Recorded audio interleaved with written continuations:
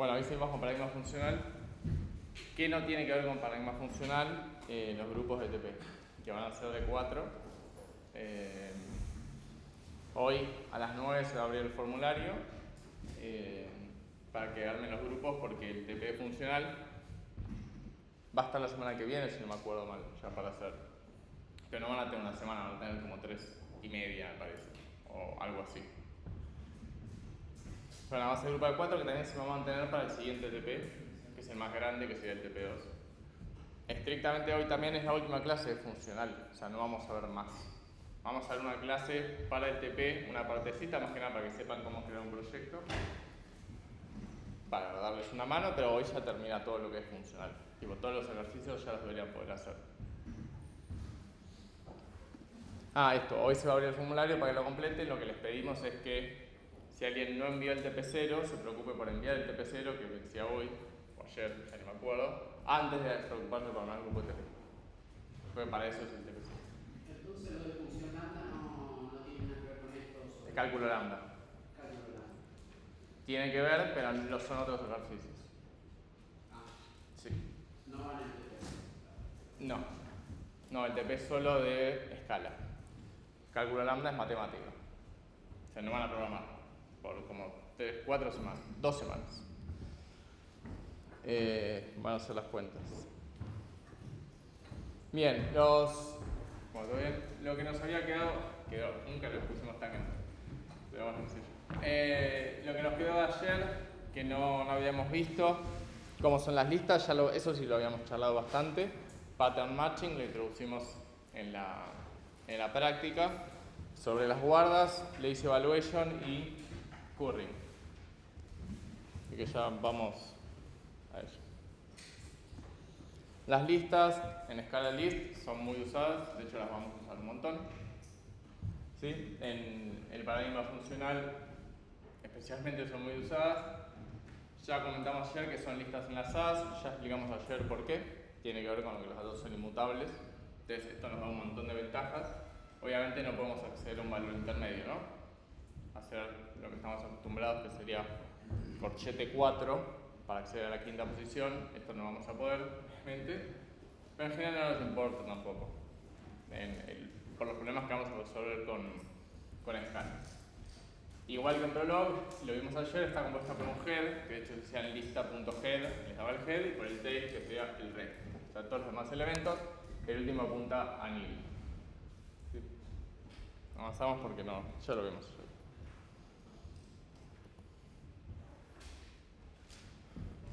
Esto va a estar, programamos ayer. Tenemos la lista, si das a punto head van a tener el primer elemento, punto tail va a ser todo el resto. No puedo. Y ayer un poco también charlamos cómo se unen las listas. ¿Sí? O cómo trabajar con listas. Por ejemplo, al principio yo tengo la lista 1, 2 y 3, que es una lista. Todos podrían ser val, de hecho, en lugar de var. Val para que sea inmutable.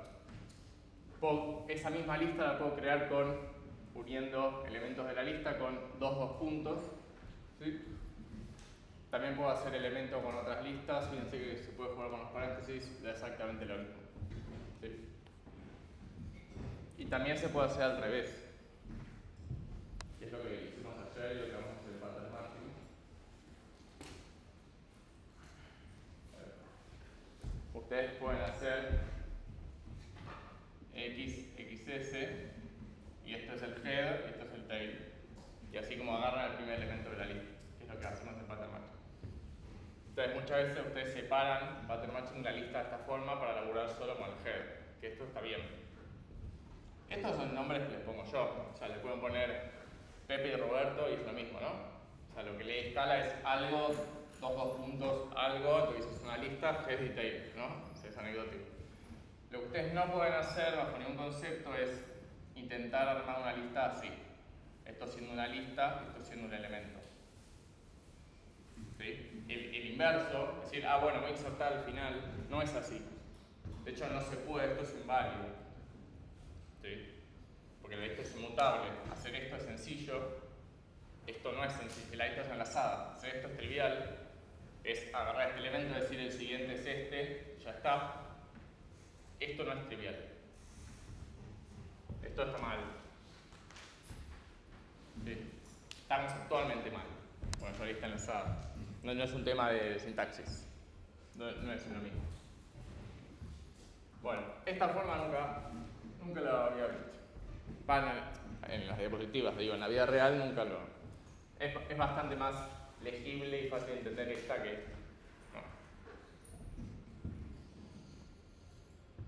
Bien.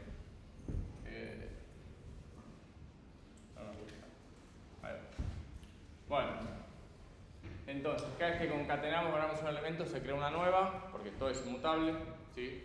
Es totalmente entendible, o sea, siempre que vamos a decir agregamos, sacamos, modificamos, nunca es eso realmente, siempre es creamos, ¿sí? Todo se crea, nada se modifica,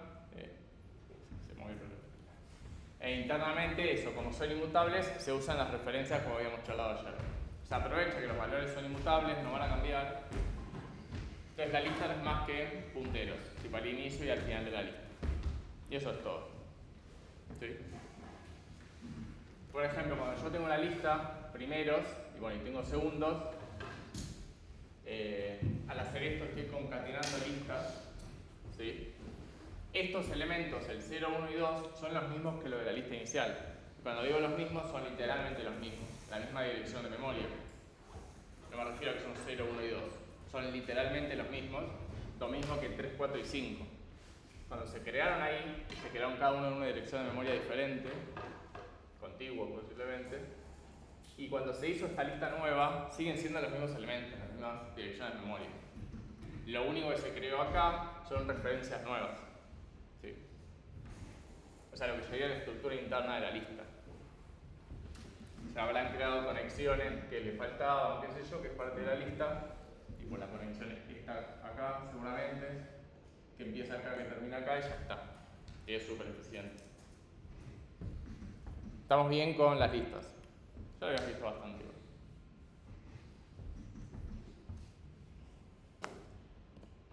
Bien, pattern matching. Ya lo charlamos ayer. Ayer es literalmente un matching en español muy difícil. Sería, qué sé yo, es macheo de patrones, pero macheo no es correcto tampoco. ¿Cómo sería? ¿Qué sé yo? ¿Cómo? Coincidencia de patrones. Si no es exactamente lo mismo. Está cerca, es verdad, esa te lo estoy. Sí. No sé. Bueno, ya lo vimos, es un mecanismo que permite validar un valor contra distintos tipos de patrones. De vuelta, habíamos visto que los switch en todos los lenguajes nos dejan con valores concretos. Esto va a ser un switch donde vamos a tener patrones en lugar de valores concretos. Podemos tener un valor concreto, tipo si es un 2, obvio, 2 es un patrón. El valor 2. Pero podemos tener código ahí adentro para hacer el patrón. ¿Sí? Si coincide con el patrón, se puede incluso desarmar el valor en partes. Ya lo charlamos. La lista particularmente. Y bueno, es un switch pero más potente. Acá vemos un ejemplo medio trivial comparado a lo que vimos en la lista en la clase de ayer, que es bastante simple. Se hace el match de n en este caso y bueno, si n tiene alguno de estos valores va a retornar su string correspondiente. También se puede hacer con tipos. Sí, acá hay patrones directamente por tipo. Fíjense que x es de tipo... imposible, me tapo yo mismo. Ahí va.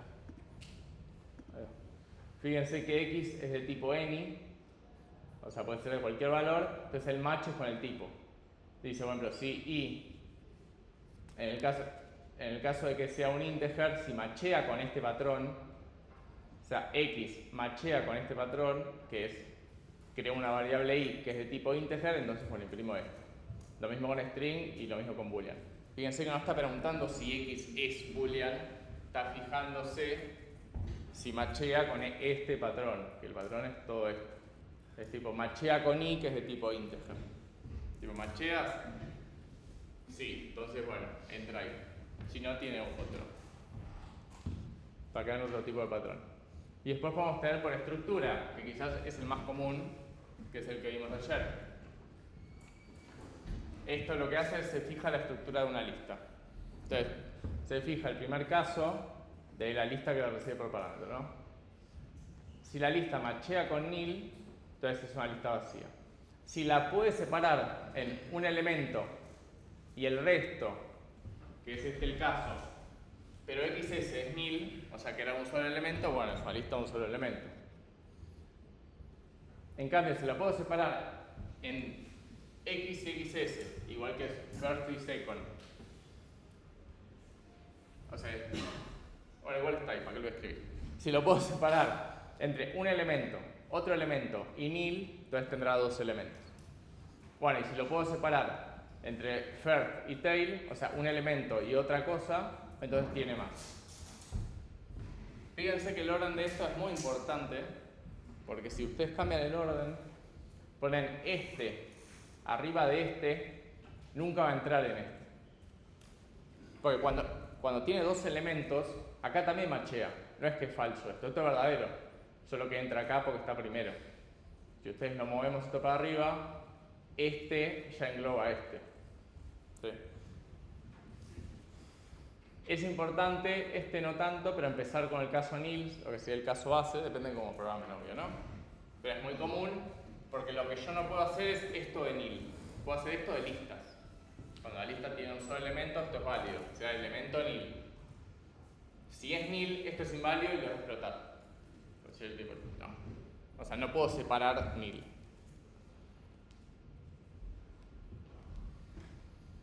Bueno, acá es por clases, pero esto no lo voy a poner acá, porque es de orientado a objetos. Bueno, y este es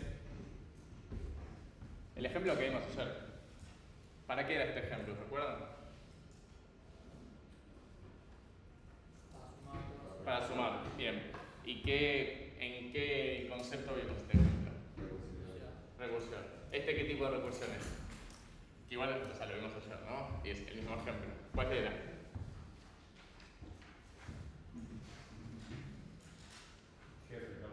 Sí, ¿por qué? Porque va acumulando en N y... Sí, básicamente te van quedando residuos para usar al final. Cuando tenés tail, lo vas resolviendo en cada paso. Como la vuelta no hay nada que hacer. Bien. Bueno, esto lo vamos a ver cuando veamos esta clase especial para el TP. Solo sepan que pattern matching se puede hacer por tipos algebraicos o por categorías o clases. Bueno, lo vamos a ver más adelante. Lo que sí, el pattern matching, todos los casos, como acá dice que todos tienen que ser exhaustivos, o sea, tengo que contemplar todos los casos posibles. ¿Cómo lo hago? Bueno, con las listas es bastante fácil. Por ejemplo, esto tiene todos los casos posibles. O sea, es nil o tiene al menos un elemento. Con otras cosas, en general se pone el guión bajo, como ya tenemos ayer, como default. Tipo, bueno, si no entró acá, no entró en ninguno, entra en este. Pattern matching no soportar un caso. Va a explotar, tipo, si no sabe qué hacer. Si ustedes machean con algo y no hay ningún patrón que machee, te va a decir, va a explotar en el runtime. Bueno, le puede contar con guardas o guards, que solo van a estar permitidas dentro del pattern matching, porque es un componente de pattern matching, no las vamos a poder usar por fuera de este. Van a ser, como ya hablamos ayer, expresiones booleanas que nos permiten que nuestros casos sean más específicos, ¿sí? O sea, ahora en cada case, además de un patrón, además vamos a poder tener una o más guardas, ¿sí? Que la guarda igual no es más que una expresión booleana, ¿sí? Por ejemplo, un if. El primer caso es que si es nil, entonces devuelve lista vacía. Ni nos importa qué es lo que hace el filtrar, que lo vimos ayer.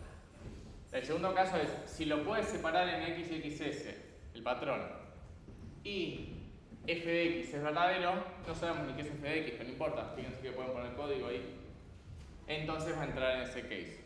Si no, va a entrar en el siguiente. Todo lo que va a la guarda, todo lo que es guarda va después del if, ¿no? Obviamente pueden poner un montón de cosas ahí. Pueden poner condiciones booleanas, como si fuera un if real, ¿no? No tiene por qué ser tan trivial. Y eso es todo de guardas, no hay mucho más que ver. Ahora, sí, adelante. ¿Las que no se usaban ahí? ¿Por estructura de control? Sí. pero esto no es un if, es una guarda. Luce como un if. Casi puede ser una.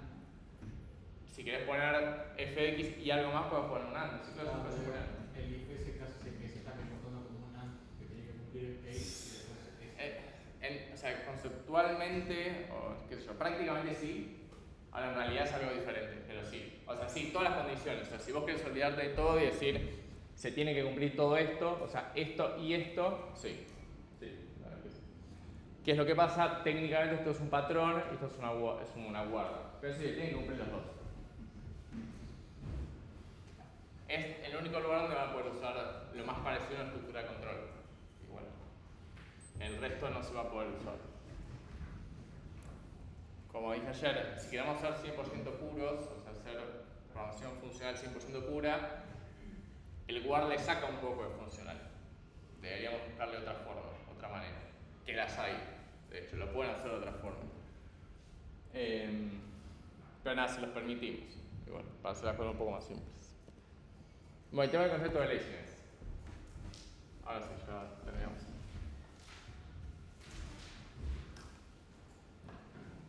Esto seguro que no lo vimos ayer.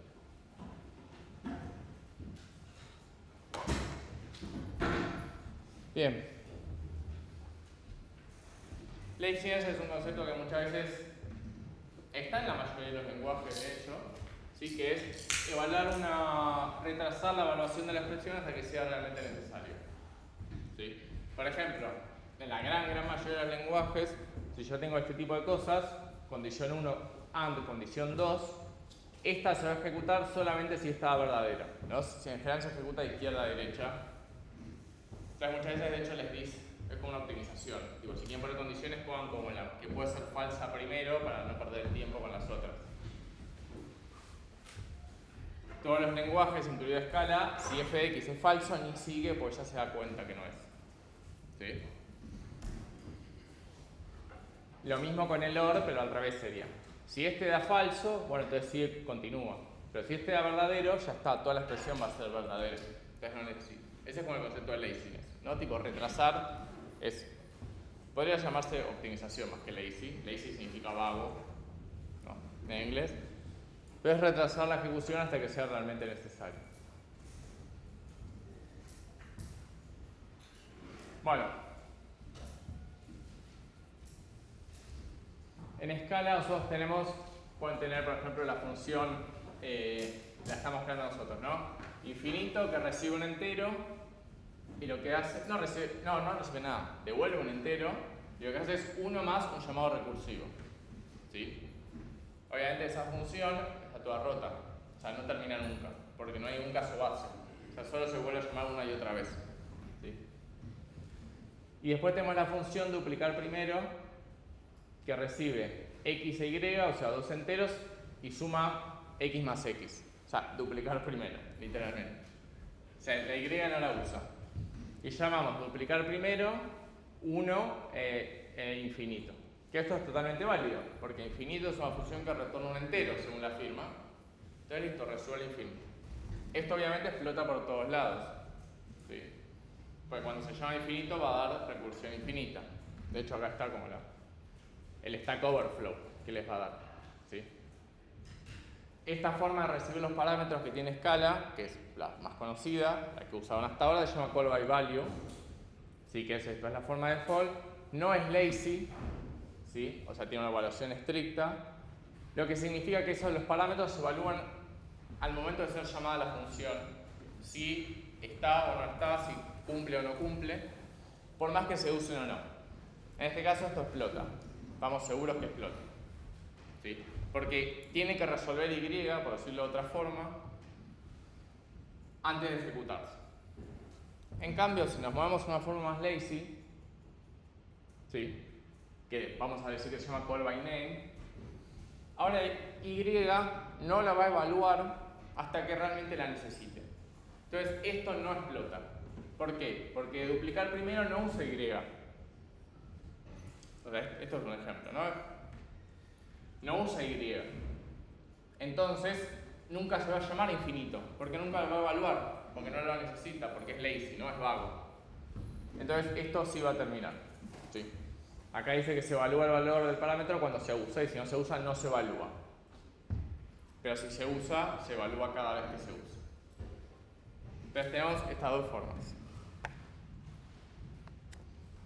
Entonces ahí tenemos como un parámetro que en este caso se llama call by name, que es cuando es lazy, que si lo está llamando así, que si lo ponemos así, entonces no se evalúa hasta que no se use. ¿Qué cambia la flecha que Claro. Antes le decía el tipo directamente y ahora tiene la flecha antes del tipo. Sí. Se escribe así. Se pone el arrow antes. No es que es una función, simplemente es un call by name. Que no es lo mismo es pasar parámetros por valor o por referencia, que es lo que charlamos ayer. Entonces, otra cosa.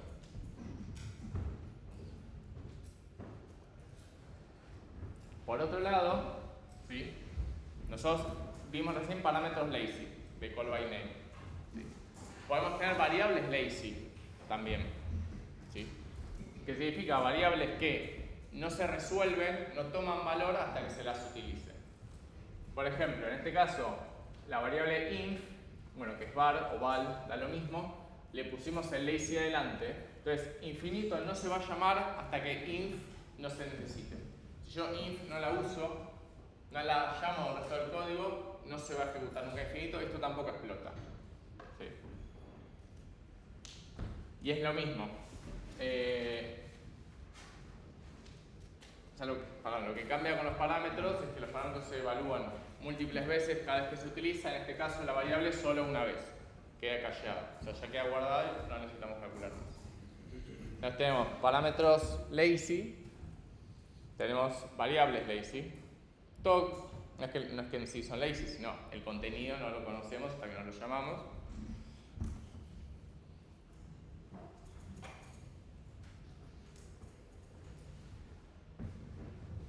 Y tenemos lo más importante, lo más interesante. Por ejemplo, este caso.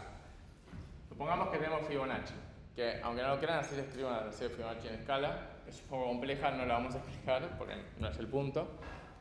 Pero bueno, Fibonacci lo que hace es recibe x0, x1 y devuelve la lista de números de Fibonacci. ¿Está bien?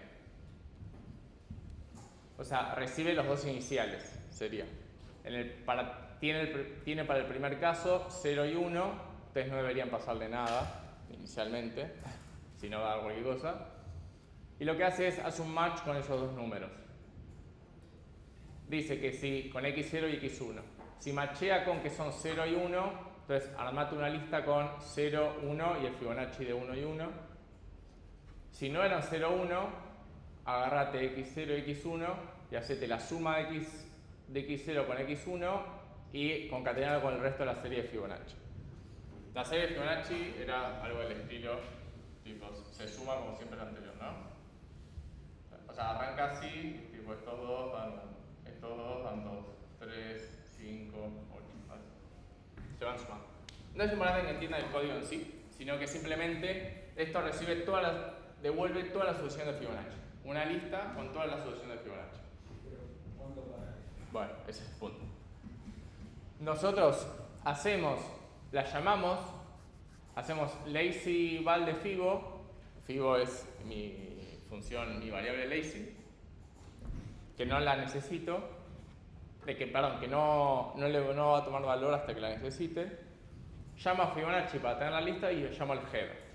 Y me termina dando stack overflow. ¿Cuál era el problema?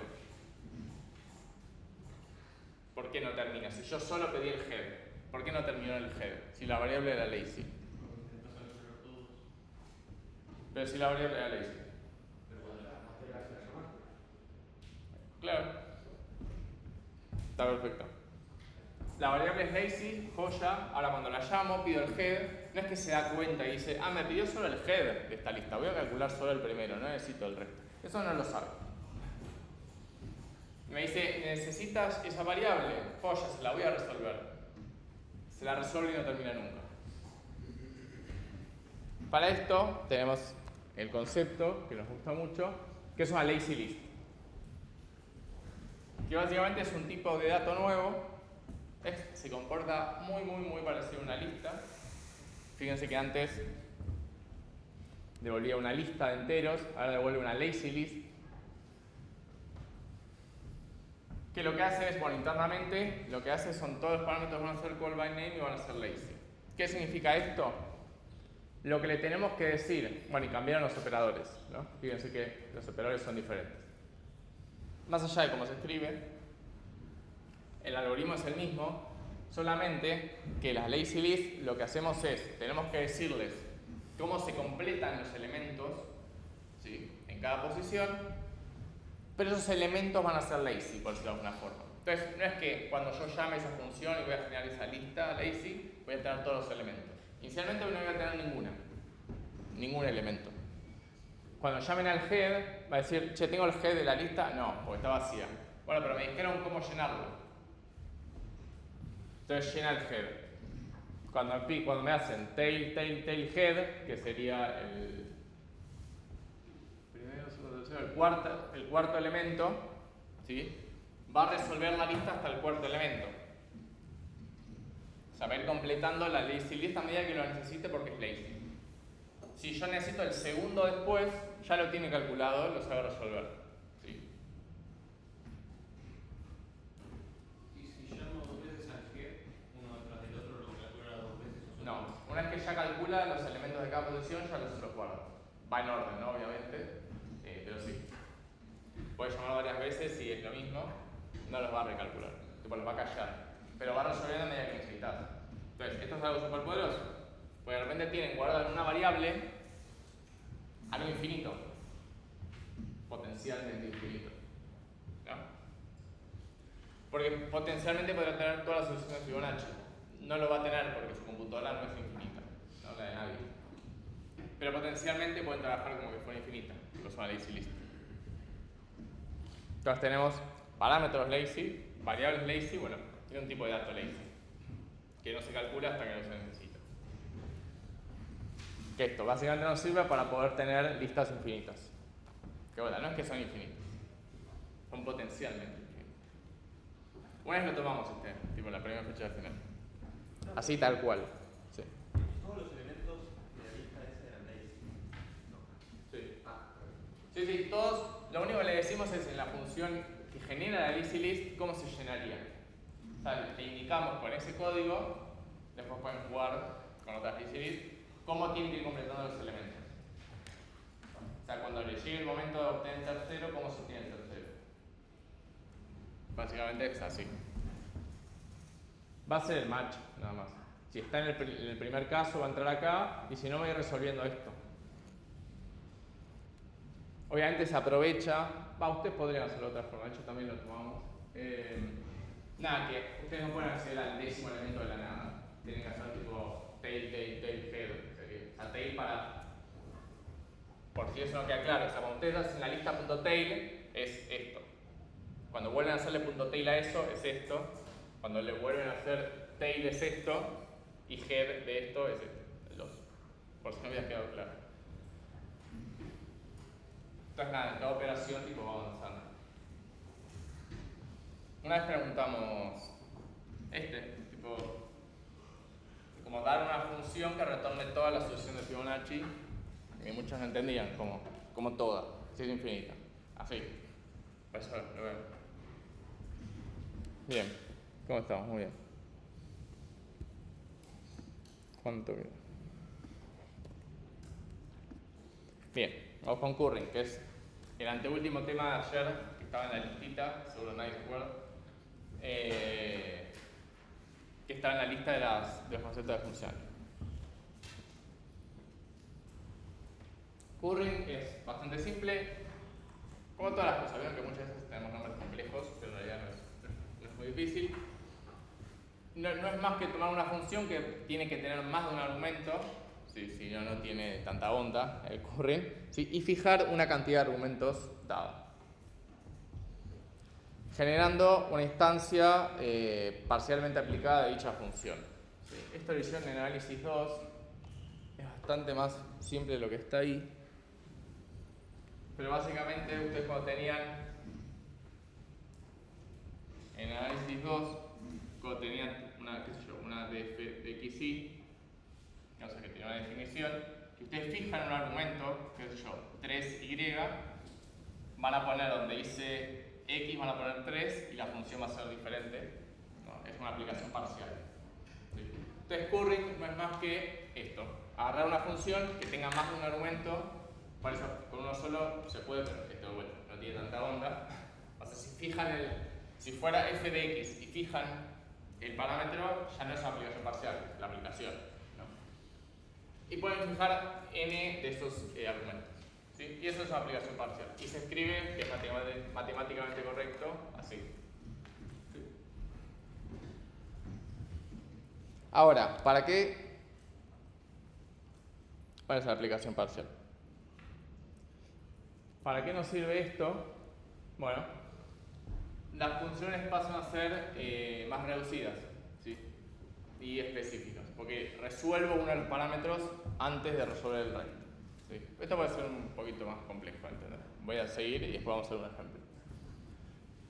Nos va a reducir la cantidad de parámetros porque lo estoy resolviendo. Que todo esto es bastante claro. Igual, lo que quizás se están preguntando es ¿para qué? O sea, ¿en qué caso esto está bueno? O sea, ¿qué caso es tipo, yo voy a hacer esto? Es clara la ventaja, pues si le saco argumentos es más simple, obvio. Ahora, ¿qué caso práctico? Es decir, tipo, che, esto hay que usarlo ahora. Bueno, ahora vamos a ver. Sí, le pongo una constante, pero es ¿cuándo en tu vida tuviste que hacer esto? Como esta pregunta. Cuando esto, que tiene ventajas, ya estamos viendo, es algo que, esto sale haciendo aplicación parcial. En los match podría estar. ¿Cómo los match? Si en el match tenés varios casos y Sí. además tenés un if y la función que usas en el if varias veces, pero que cambia solamente un parámetro, pero la lógica es la misma. Sí, esto sí podría ser. Bueno, creo que sí. A ver, está bien. Bueno, y va a mejorar la performance, ¿sí? Cuando alguno de esos parámetros no varía. ¿Sí? ¿Cómo va a ser? Vamos a hacer así. ¿Qué vamos a llamar a hacer currificar? ¿Sí? Cuando, bueno, es tipo cuando les pedimos que curring es esto. ¿Sí? Currificar es una técnica donde vamos a tomar una función de múltiples parámetros y vamos a partirla en varias funciones de un solo parámetro. Entonces, si tenemos una función, bueno, es un caso particular de aplicación parcial que básicamente lo que vamos a convertir es una f de x, y y z en, no sé, una g de x que tiene, no sé, una h de y que tiene una, qué sé yo, y de z, de y de z, qué sé yo. Entonces partimos de una función que tenía 3 parámetros a una función que tiene un parámetro que retorna otra función que tiene el segundo, que tiene otra función que retorna el tercero. Entonces, en el ejemplo, fíjense que tenemos la función suma. La primera sería la clásica. Tiene 2 parámetros. Ahí está. Tiene 2 parámetros. Y se me fue. Ahí está. 2 parámetros. La llamo con los 2 parámetros. Ahora, este es el caso de la función currificada. Fíjense que suma pasó de tener 2 parámetros a tener uno solo. ¿Qué es suma ahora? Es una función que recibe un parámetro, que esa función a su vez retorna otro parámetro, retorna otra función que tiene otro parámetro y hace la suma. Entonces, para llamar a suma, ahora hay que hacer 2 llamados. ¿Sí? Si ustedes se quedan con el primero, ya laburamos con la currificada. Si ustedes hacen suma de 1 y de x, esto es una función. ¿Sí? Que se la pueden dar a cualquiera, y ese cualquiera tiene que completar un solo elemento. O sea, esto va a devolver una función, g, de algo, ¿sí? De y, qué sé yo. Y ese g y se lo doy a cualquiera de ustedes y completa el y. Y le va a sumar 1 a ese y. Hay un ejercicio de la guía que de hecho es currificar cualquier función. O sea, que reciba este y devuelva el currificado. Y hay otro que es al revés, me parece. Bueno, esto sirve para cualquier, se usa mucho en matemática. ¿Sí? Ahí tenemos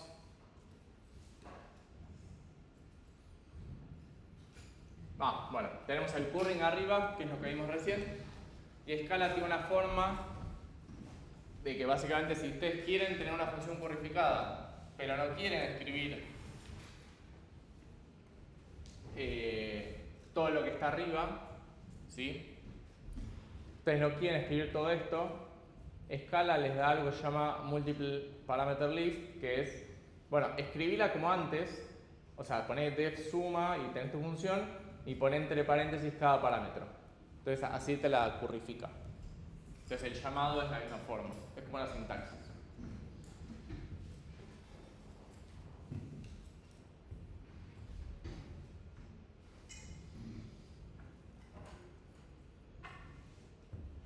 ¿Se entiende esto? Parece más complejo lo que es. Y para sacar Sí. raíces, de una función, fijando la i como 0, ¿Cómo sacar raíces? y tipo cuando la i vale 0, Sí. ahí podríamos hacer eso, fijar la i Sí, obvio. 0. No hay por qué respetar el orden. Sí, sí. Sí, obvio. Entonces podrías currificarla tal que la Y sea primero que la otra, sí. Sí. En general se respeta el orden, pero es anecdótico. Podés hacerlo a tu gusto. De hecho, está el ejercicio de la guía. No sé si lo tomamos por lo menos. Estoy casi seguro que sí. No es nada difícil programarlo. ¿Cuándo es útil esto? ¿Cuándo realmente puede ser? Hay veces que para hacer las cosas mejor, nosotros queremos pasarle literalmente una función por parámetro a otra con un parámetro fijado. ¿Para qué? Para que la otra función no se entere del primer parámetro. ¿Sí?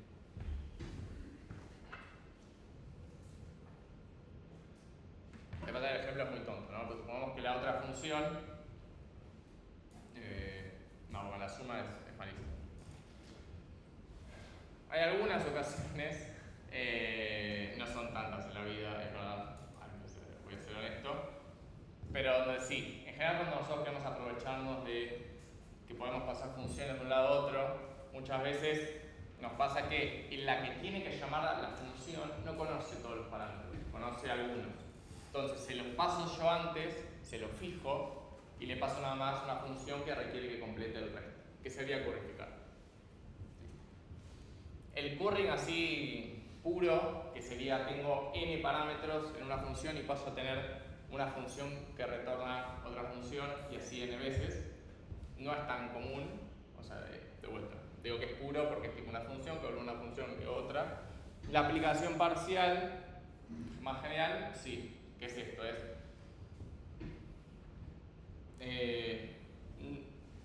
Yo tengo que pasar esta función a otra, que esa otra no conoce los parámetros, pero la va a tener que llamar. Entonces, nada, le doy la aplicación parcial. Se la paso y la ejecute el otro. Eso sí es común. Más que nada, los lenguajes son bastante maleables. Tipo JavaScript. En Java es menos común. Tipo, escribir esto en Scala, en Python, en JavaScript es bastante sencillo. En Java no. Pero bueno. Ahora pregunta sobre curring. ¿Por qué se llama curring? No lo sé. No tiene nada que ver a Golden State. No, pero sí existe el uncarry, que es lo opuesto. Sí. Que es, tengo esta función que recibe un parámetro que retorna otra función que recibe otro parámetro y paso a tener una función que recibe dos.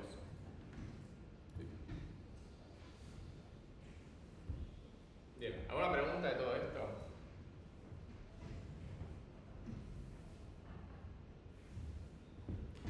Fui muy rápido ya. Bien, entonces, antes de ir a la práctica, que también voy a estar yo, solo me pongo el sombrero de la práctica, nosotros vimos algunas funciones ayer. Map, reduce, filter, group by, flatten. Posiblemente en la práctica veamos otras. Digo posiblemente ¿por qué? Porque muchas veces cuando vamos resolviendo vemos que nos faltan funciones. Si nosotros vamos a dar como válida cualquier función que esté en escala, sí que la pueden usar. Van a ver que hay varias formas de escribir las cosas. En funcional, en Prolog también igual. Pero en funcional hemos encontrado que los ejercicios más simples tienen infinitas formas de resolverlos. Tipo, los parciales nos resuelven un montón de formas diferentes que la mayoría están bien. ¿Sí? Hay funciones que nosotros conocíamos y las usan y está bien. ¿Sí? No pasa nada. Entonces, ahora en la práctica quizás agregamos funciones que no teníamos. ¿Sí?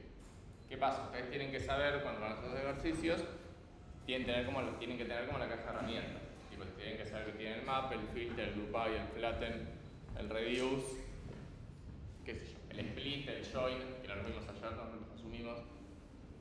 Nada. Como son todas las funciones están permitidas, las que ya tenga escala. Nos hemos encontrado, yo veo el papel y digo, esta función no la vi nunca en mi vida. Y después la pruebo y no existe, evidentemente. Era como a ver si hizo a favor. Pero también nos ha pasado hacer un ejercicio y pensar que solo una forma y que ustedes encuentren una mejor. Porque ya había una función que lo resolvía. Así que bueno, estará bien. Entonces, si puedo encontrar el mouse,